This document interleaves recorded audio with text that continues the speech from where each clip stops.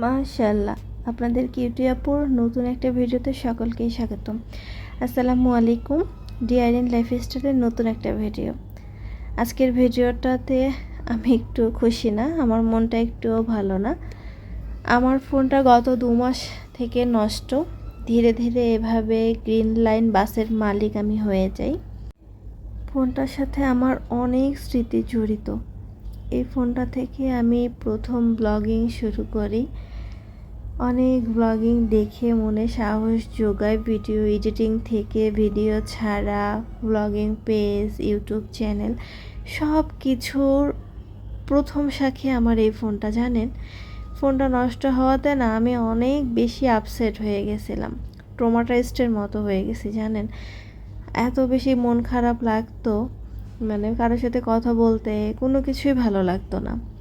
ফোনটা প্রথমে স্ক্রিনটা কেমন যেন মানে আপ ডাউন করতো, সব সময় না, মাঝে মাঝে আমি একটু ভয়ই পেতাম যে আল্লাহ কি হচ্ছে, গরম হয়ে যাচ্ছিল। তারপর একদিন হঠাৎ করে ফোনের মিডিল বরাবর একটা এমন লাইন পড়ে যায়।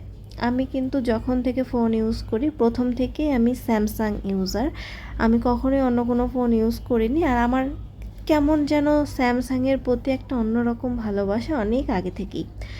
আমার কোনো দিন ফোনে এ ধরনের লাইন পড়েনি, হ্যাঁ, কিন্তু অনেককেই দেখছি, অনেকের ফোন একদম অর্ধেকটা ভরে যায় ডিসপ্লে, এর থেকেও বেশি এমন লাইন থাকে।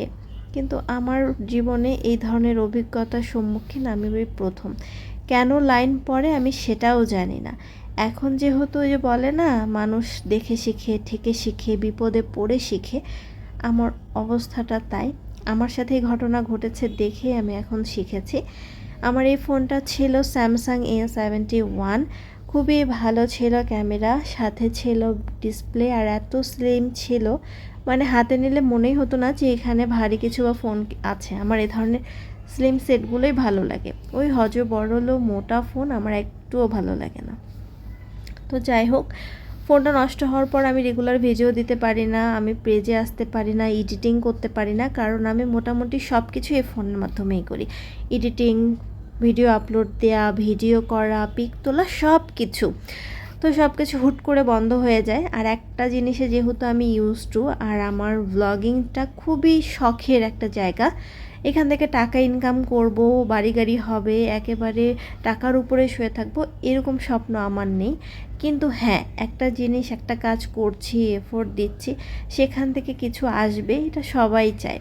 সেটা একটা খুশি কাজ করে, কাজের প্রতি একটা ভালোবাসা, আগ্রহ একটা বাড়ায় দেয়। তো যাই হোক, ফোনটার আমার এই অবস্থা বলেছিলাম, আজকে দেখিয়ে দিলাম।